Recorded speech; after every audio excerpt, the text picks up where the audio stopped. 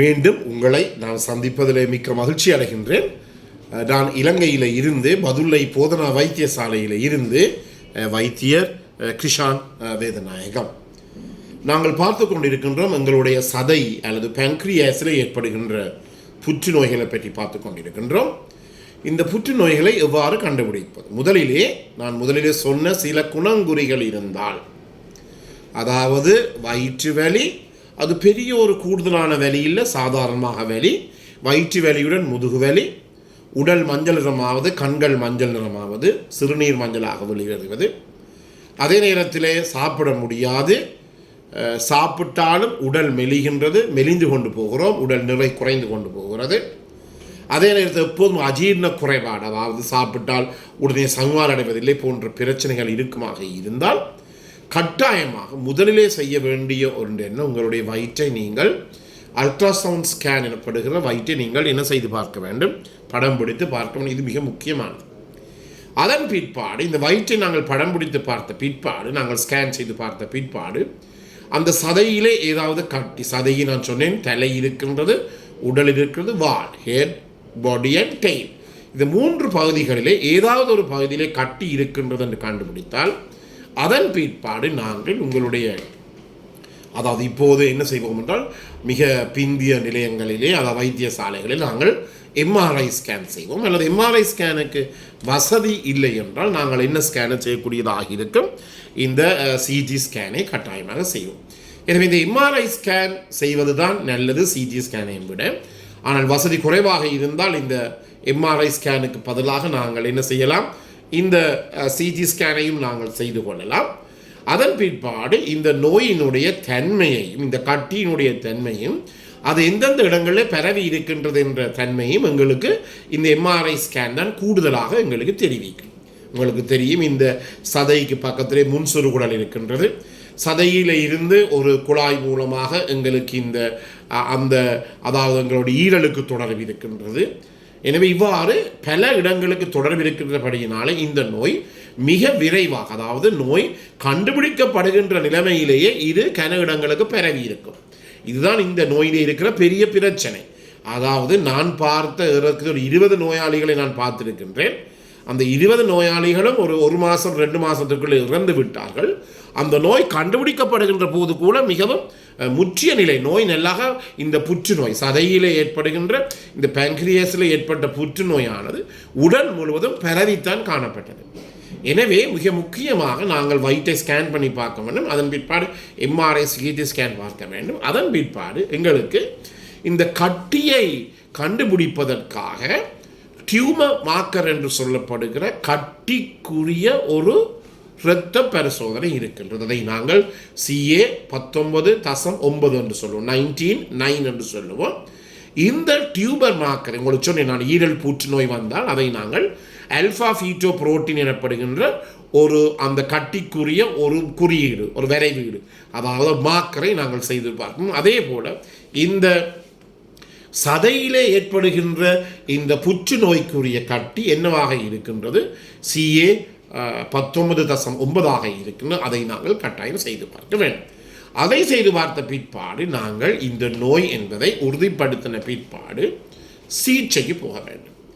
எனவே சிகிச்சையை பற்றி நான் முதலிலே சொன்னது போல, சாதாரணமாக ஒருவருடைய ஆயுட்காலம் இந்த நோய் கண்டுபிடிக்கப்பட்டால் 2 to 3 மாதங்கள். அதை கூட நான் ஒரு தடமே வாழ முடியாது. நான் ஏறக்குறைய என்னுடைய இந்த மருத்துவ அனுபவத்திலே ஏறக்குறைய பல்கலைக்கழகத்திலேருந்து இது மட்டும் ஏறக்குறைய 37 வருடங்கள் ஆகின்றது. இந்த 37 வருட இந்த மருத்துவ வாழ்க்கையிலே நான் ஏறக்குறைய 20 நோயாளிகளை கண்டிருக்கின்றேன்.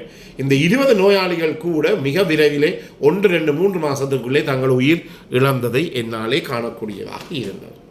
எனவே முக்கியமாக கவனிக்க வேண்டியது, இந்த சதையில் ஏற்படுகின்ற புற்றுநோய் கண்டுபிடிக்கிற நிலைமையிலே என்னவாக இருக்கும், மிகவும் பிந்திய நிலைமையில் தான் இந்த புற்றுநோய் கண்டுபிடிக்கப்படுகிறது. அதாவது ஒரு 5 வருடம் மிகவும் சொஃபஸ்டிகேட்டட் ஹாஸ்பிட்டல்ஸ், அதனால் மிகவும் பிந்திய நல்ல வசதிகளுடைய வைத்தியசாலைகளிலே கூட 5 வருடங்களுக்கு இருக்கக்கூடியவர்கள் 2% அதாவது 100 பேர் இந்த நோயாளி இருந்தால் 2% மட்டும்தான், மிக குறைந்த அளவு 2%, 100ல் 2 பேர் மட்டும்தான் 5 வருடம் மட்டும் வாழுகிறார்கள். மற்ற பேர் எங்கள் நாட்டில் பொறுத்தவரை 2-3 மாதங்களே அவர்கள் தங்களுடைய உயிரை இழக்கிறார்கள். அதே நேரத்தில் இதுக்கு சிகிச்சை முறை என்ன? இதுக்கு ஒரு ரேடியோ தெரப்பி எனப்படுகின்ற இந்த மின்சார கரண்ட் சிகிச்சை முறையோ அல்லது மருந்துகளோ இவற்றுக்கு இல்லை. நேரடியாக நாங்கள் என்ன செய்கிறோம், இவற்றுக்குரிய இந்த சத்திர சிகிச்சை சர்ஜரி சத்திர சிகிச்சையின் மூலமாகத்தான் இந்த கட்டி அகற்றப்படுகிறது. எனவே இது மிகப்பெரிய ஒரு ஆப்ரேஷனாக இருக்கிறது. 8-10 மணித்தியாலங்கள் அல்லது 12 மணித்தியாலங்கள் நாங்கள் விப்புல் சர்ஜரி என்று சொல்லுவோம். 12 மணித்தியாலங்கள் கூட இந்த சத்திர சிகிச்சை சில நேரங்களில் சென்றதினை கடைசியாக நான் பார்த்த சத்திர சிகிச்சை இருக்கக்கூடிய 10-12 மணித்தியாலங்களாக சென்றது. எனவே இது அதாவது மிக முக்கியமாக நான் இங்கு ஒன்றை தெரிவிக்க வேண்டும் என்னவென்றால், வருமுன் காப்பது மிகவும் சிறந்தது. என்ன பிரச்சனை என்றாலும் உடனடியாகவே ஒரு வைத்தியருடைய ஆலோசனை பெறுவது நல்ல. வேறு இடங்களில் போய் அப்படி நேரத்தை மினக்கெடுத்தக்கூடாது. எங்களை இதிலே உங்களுக்கு தெரியும், இது உலகத்திலேயே 5வது அதாவது வளர்ந்தவர்களுக்கு அடல்ட்ஸ் என்று சொல்லுவோம், வளர்ந்தவர்களுக்கு ஏற்படுகின்ற 5வது மிக பிரபலியமான ஒரு புற்றுநோயாக இருக்கின்றது. வெரி அக்ரெசிவ் கேன்சர், அதாவது மிகவும் வீரியம் கூடிய பயங்கரமான ஒரு புற்றுநோய். ஏனெனில் கண்டுபிடிக்கப்படுகின்ற போதே 99% பரவித்தான் வரும். எனவே சத்திர சிகிச்சையின் மூலமாக நாங்கள் இந்த கட்டியை அகற்றுகின்ற போது அந்த நிலைமைகளிலே கூட நோயாளிகள் இந்த சத்திர சிகிச்சையின் காரணமாக இறக்க வேண்டிய ஒரு நிலைமை இருக்கின்றது. இதான் மிகவும் பரிதாபத்துக்குரிய ஒரு விடயமாக இருக்கின்றது. என்றபடியினாலே நாங்கள் என்ன செய்ய வேண்டும், இந்த நிலைமையிலே நாங்கள் அதாவது வருமுன் காப்பது மிகவும் முக்கியமானது. வருமுன் காப்பது தான் மிகவும் முக்கியம். உங்களுக்கு தெரியும், இந்த மாதம் ஆரஞ்சு மந்த் என்று சொல்வோம். அதாவது ஆரஞ்சு நிறத்துக்குரிய மாதம், அதாவது மார்பக புற்றுநோயை தடுக்கின்ற ஒரு மாதமாக இருக்கின்றது. எவ்வாறு இந்த மார்பக புற்றுநோயை கண்டுபிடிப்பதற்கு நாங்கள் மெமோகிராம் எனப்படுகிற மிகவும் பிரபலியமான ஒரு பரிசோதனையை செய்கிறோமோ, அதே போல தான் இந்த நோய்க்கும் முதலிலே வாழ்வதற்கு நாங்கள் வயிற்றை கட்டாயம் ஸ்கேன் பிடித்து பார்க்க வேண்டும். எனவே அன்பர்களே, இந்த நிகழ்ச்சி உங்களுக்கு பிடித்திருந்தால் இந்த நிகழ்ச்சியை நீங்கள் பார்க்காதவர்களுக்கு நீங்கள் அறிமுகப்படுத்தலாம். அதே நேரத்தில் இதை லைக் பண்ணலாம், ஷேர் பண்ணலாம். மணி சின்னத்தை அல்லது பெல் சைன் அமர்த்தி நீங்கள் சப்ஸ்கிரைப் பண்ணலாம். உங்களுடைய ஆதரவுக்கு மிகுந்த நன்றி. பல பேர் என்னுடன் வாட்ஸ்அப் மூலமாக வேறு நாடுகளிலிருந்து கூட தொலைபேசி எழுத்து கலைக்கிறார்கள். தமிழிலே நாங்கள் கேட்கின்ற ஒரு நிகழ்ச்சியாக இருக்கின்றது என்று சொல்லி மிக்க மகிழ்ச்சி. எனவே இதை தொடர்ந்து உங்களுடைய ஆதரவுக்கு எமது மனமார்ந்த நன்றிகளை தெரிவித்துக் கொள்ளுகிறோம். நேரடியாக தொடர்பு கொள்ள விரும்பினால் 0094-7735-62-45 மூலமாக தொடர்பு கொள்ள முடியும். புறத்திருக்கின்றால் உங்கள் அனைவருக்கும் இனிய நாளாக அனைவருக்கும் பொதுவான வேண்டி இறைவனை வேண்டி விடைபெறுகிறேன்.